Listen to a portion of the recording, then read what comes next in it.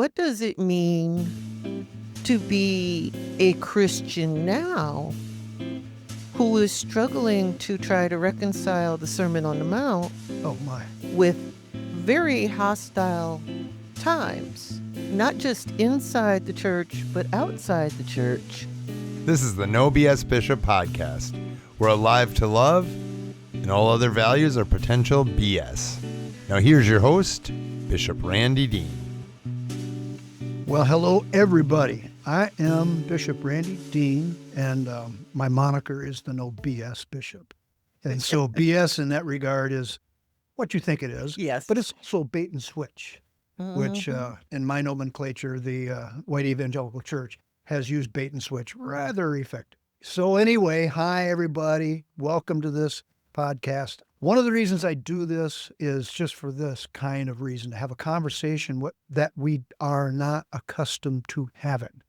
But they are also conversations that might just save us from our precipitous decline. Here's the decline. In the last 25 years, evangelicalism has declined by 40 to 45 million people. You don't hear that number, but it's out there. It's been largely studied by a variety of other people, much more inclined to be statistically inclined than me. But it also means that every decade, for the last decade, 4,000 to 7,000 churches have shuttered. So this is the decline that I like to call being blindsided by a snail, and now it's catching us. And I'm happy to speak to it from my vantage point. I'm delighted to hear from you and your vantage point. Oh, by the way, this is Selika Ducksworth-Lawton. And I'll let her tell you what she does around here in Eau Claire. But in my world, I've spent 50 years as an evangelical pastor. I moved away from that, not geographically, but philosophically and otherwise. So I feel like I've got a unique perspective. And to that end, I want to leave a legacy for those that are inclined to talk about Randy Dean, because legacy usually shows up 10, 15 years after you're gone. And so this is my digital legacy. So I want to move on. Let's get right to the topic du jour here today. Selika, would you introduce yourself to those folks that are listening and watching here? Thank you. I am Selika Ducksworth-Lawton. I am a historian at University of Wisconsin, Eau Claire, although none of the opinions or the information I'll be talking about today reflects the university. The university is a separate entity. I have been various things out in the community. I've been the president. I'm the past president of Uniting Bridges. I am a state board member for the ACLU of Wisconsin right now. I am a Roman Catholic by birth. I love it. Lifelong Roman Catholic. I am from Slidell, Louisiana, right across the lake from New Orleans. I've lived in both places. I didn't know that. Oh, yeah. A good old-fashioned Creole. Yeah. And I've been in Eau Claire in various ways, trying to help the community since 1993. Okay. I am a military and civil rights historian. And I guess that's the thing. I come from a family where we've always been community-minded and tried to help the community. My dad, during the civil rights movement, made a deal with the police because he was a coach. And when the kids would go and sit in at Sorales, they'd give them 2 hours and the police wouldn't beat them. And then he and Mr. Brooks, the principal from the black high school, then St. Tammany, would go and bring them home.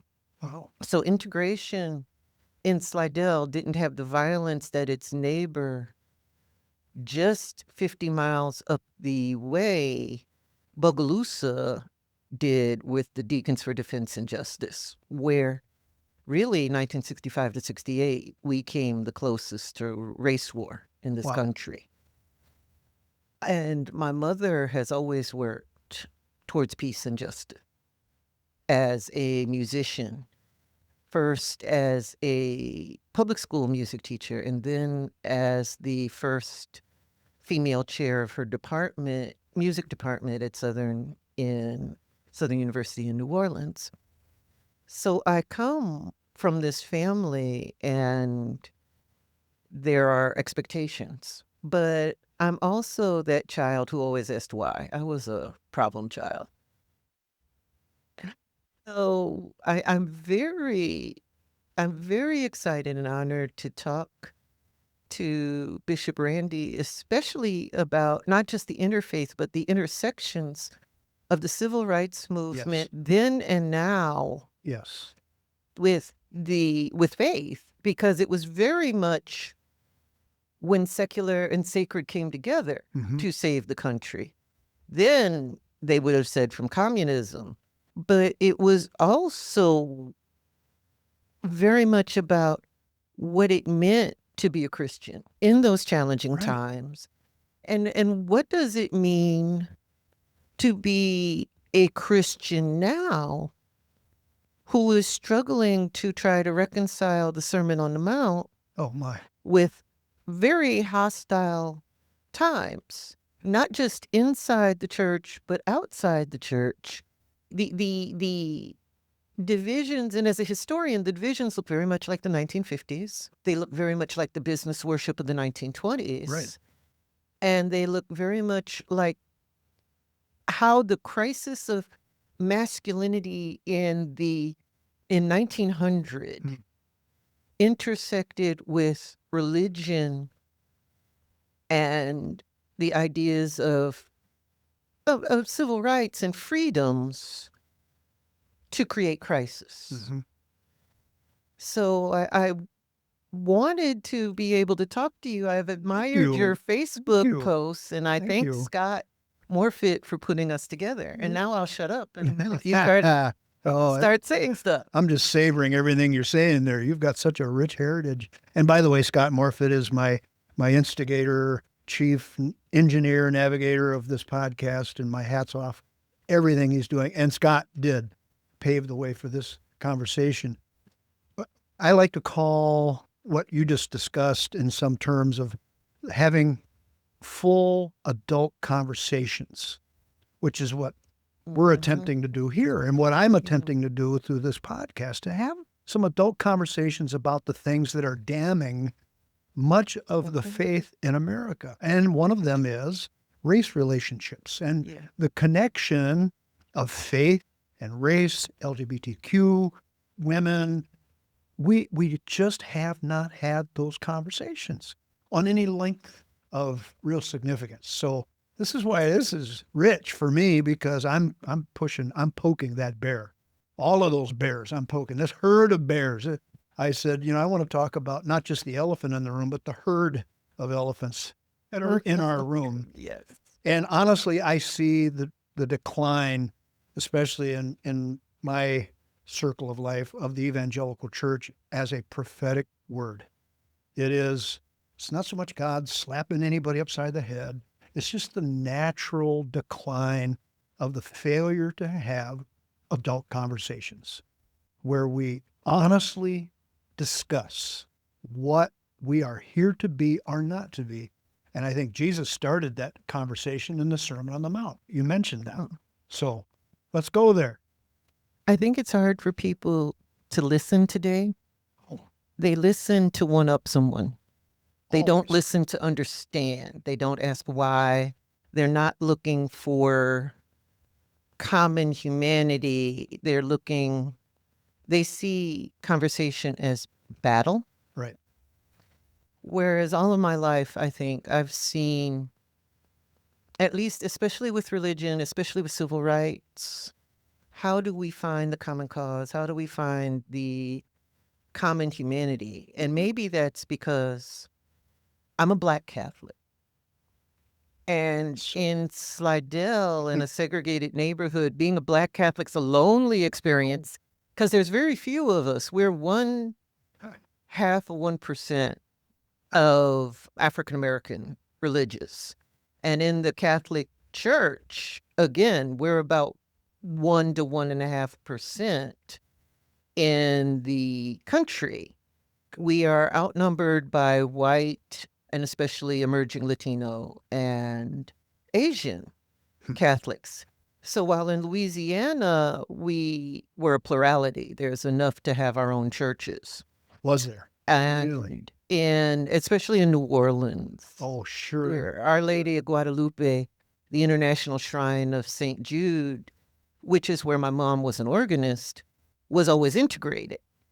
And people would come there to look for miracles. So there was very much it's not about race, it's about we're all in need.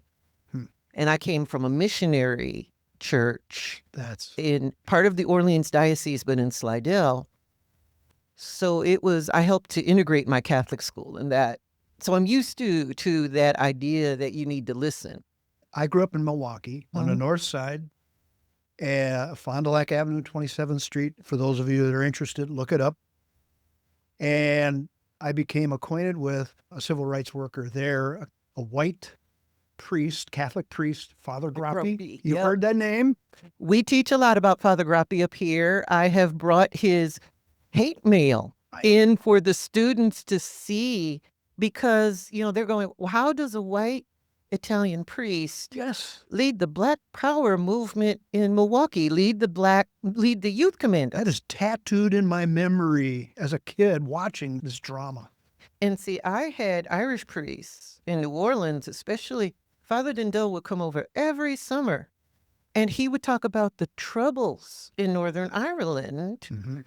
And for the Catholics of my generation, we could see the racialization of Irish Catholic and that treatment and the treatment of us. Okay. So, you look at this British history of divide and conquer, and it's really Irish Catholics, especially if you go to places like Derby today, feel that connection to the empire and to the treatment. You'll see murals with Martin Luther King. You'll see murals with Mandela, murals with Biko next to Irish martyrs. And the irony is while Irish here who were Protestants came over to be slave owners, Irish Catholics were discriminated against. Right. And in New Orleans, the Irish Catholics were limited to an area called Backyards and Irish Bayou. The joke is if they could have put the Irish in the lake, they would have, because Irish Bayou is in the Wrigley's. When you're coming across I-10 towards going west, it is the swamps. As you come off of the lake. The sad part is that the Catholic Church in America did not allow Catholic nuns and priests to march until Selma. But when the Catholics came in, we came in with a bang. Father Gropey was there 1963, long before any of this stuff was happening, helping to integrate. He was a part of trying to calm things down after the 1967 riots. You have the priests and nuns, as I said, in Selma. The attempts at integration in New York at Ocean Hill, Brown Hill were also led by priests. But that goes back to a history of priests in Louisiana and Latin America being the ones who spoke for the poor. The biggest slave revolt in the United States is the St. James River Rebellion, led by a white Irish Catholic priest in New Orleans. My studies. They actually are outside Baton Rouge and they're marching down the Mississippi River towards New Orleans, and it took the entire Louisiana militia to stop it. But that is the power of faith. Yes. And almost every slave revolt in America had a person of faith leading it, whether they were Catholic, Protestant, etc. And we forget to talk about that. So I've lived this life where I've either been in a plurality in Louisiana or I've been a minority in Ohio. And here I've been in this interesting space because my culture is Catholic and it allows me to make common cause with Catholics and Lutherans, but my culture is also Black. So there are times that they look at me cockeyed and I look at them cockeyed. Like, we're not going to talk about which Our Father we sing. Because Okay. the Our Father y'all sing up here is not the one I'm used to. I bet. And when I said the one I'm used to, they're like, we only sing that at funerals. Oh, my. But I think that this culture helps me to be a part of what I think it's more who talks about the church remnant versus the church regnant. Mm-hmm. And that gets to that entire idea of religion in crisis today. Yes. You have this division where you have churches, and it doesn't matter which sect they are. You have churches that are in monocultural areas. Mm-hmm. A monocultural area would be someplace like Eau Claire, where you're looking at minorities. Minorities are 9% of the population. Oh, it's that high. I wouldn't have expected that high. Well, that's because of Latino and Hmong. Oh, okay. Okay, sure.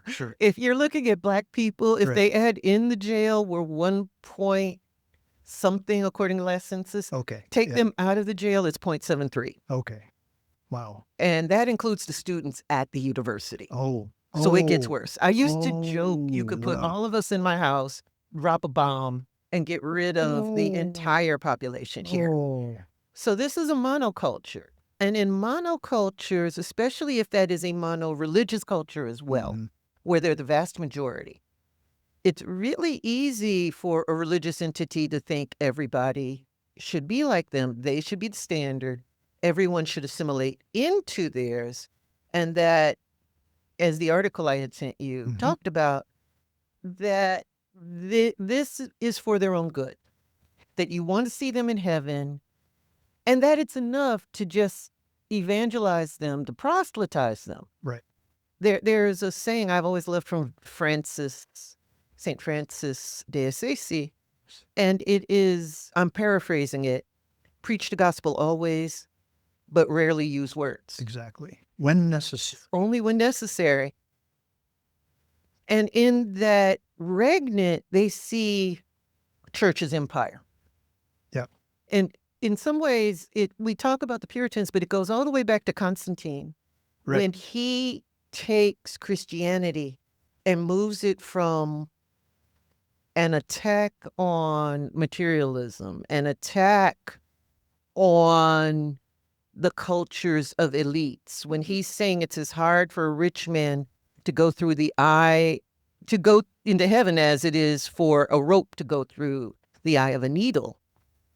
And Constantine in 327 turns it into a religion that would support empire. Because when you look at the Nicene Creed talks a lot, which comes also out of 900s, it's a lot about what I believe. But the Sermon on the Mount is, what should I do to be a Christian? Now, it's interesting that in the Mass, we recite the Nicene Creed. We don't recite the Sermon on the Mount. And priests and ministers are getting pushback when they do talk about the Sermon on the Mount. The civil rights movement was the intersection of the Sermon on the Mount with race and with love, with country. That's why they keep talking about it as love. In those monotheistic cultures, it's easy to talk about what I believe. That's performative. I can do that. I'll get a lot of good. People will be happy. It's very divisive in some ways to talk about what do I do and where does tolerance fit in there.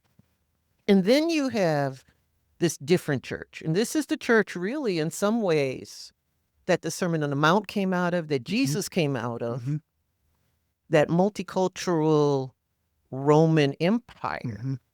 Well, the church regnant is in many ways the urban church. It is the church with many people in it and many faiths. And in many ways, faiths will focus more on service and on acting as Jesus did, because you can't just run people out of town or shun them when there's 500,000 people there. Going back to my early teens, living in Milwaukee, we were our little apartment was in the cordoned off zone during the riots, and so we were one of a handful of white folk in that little neighborhood watching the National Guard patrolling in front of our apartment building. I was fascinated by Father Grappi's courage. I remember thinking, dude, are you crazy? And he was, in such a beautiful way.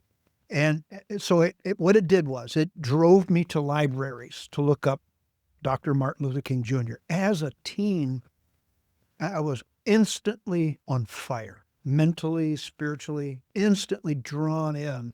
And when I read Letter from a Birmingham Jail, I was in. I was all in. And then I found out that you can't do that in certain circles that I began to be known in and walked with. But I, again, being a contrarian, I said, no, I'm going there. I have to, because to be true to myself. Now, I'm going to tell one more little snippet of why I am who I am. In 1952, my mother attended an A.A. Allen tent meeting, one of the first integrated tent meetings in Texas. And she went forward for prayer to have a child. I was that child. So I grew up with that story that this is what she was about. And she was just a Native American girl running for her life. But A.A. Allen then kind of slid into my peripheral vision. And I looked him up and then I saw these tent meetings integrate in the 50s, which was insane. Again, the courage alone. I mean, not the theology, but the courage of the practice just grabbed me, just like Dr. Martin Luther King Jr. grabbed my soul and my heart. And I've been an astute student thereof ever since. So I'm sorry, I don't want to slide that in for the point of history and do my personal history. So well, it's very Wisconsin. Yeah. This is very Wisconsin. And when we think of that 60s civil rights movement, one of the centers of gravity, I should say two, were Milwaukee and Madison. Oh, right. And especially that ELCA church, but also the Quaker church here in Wisconsin.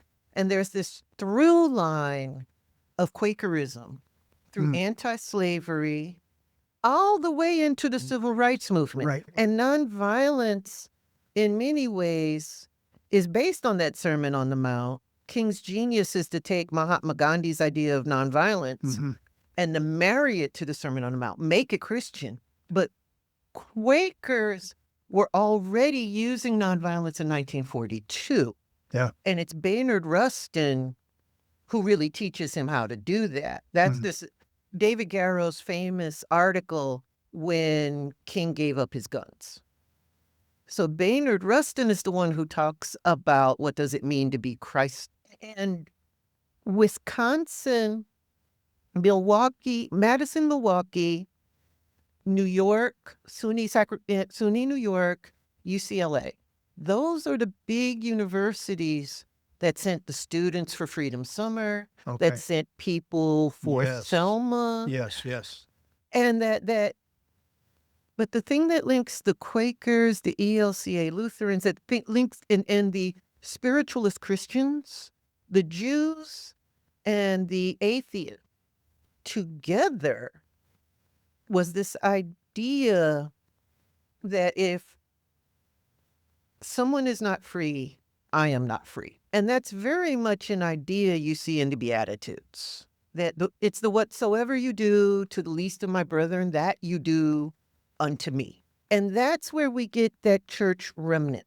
Because my mom always used to say to me, if my faith is so weak, it can't be exposed to other things, it's not really a faith. Say that again. That is so important. One more time. If my faith is so weak, it can't be exposed to other things. Yes. It's not really a faith. Yes. When my dad died, my father was an AME. African Methodist Episcopal. Right, Now they're a right. part of United Methodist. Yep. Married to a Roman Catholic, lifelong, hardcore Irish Catholic, Oh, my, real my. Roman Catholic. I have none. Oh, wow. I have a couple of priests in the family. I was married by a black Catholic. Beautiful. Embarrassing story on the altar about me. Beautiful. To a Baptist, to NBC National, because the Southern Baptist and the National Baptist Coalition are still. Okay. And while the SBC did allow some black churches in, it's still segregated by church. Mm-hmm. Luther, who was the first black president, is actually my mom's co-worker's son. So I knew those people. But they had an impossible time trying to integrate it by pew. No doubt. In places like here, the Catholic Church is integrated by pew.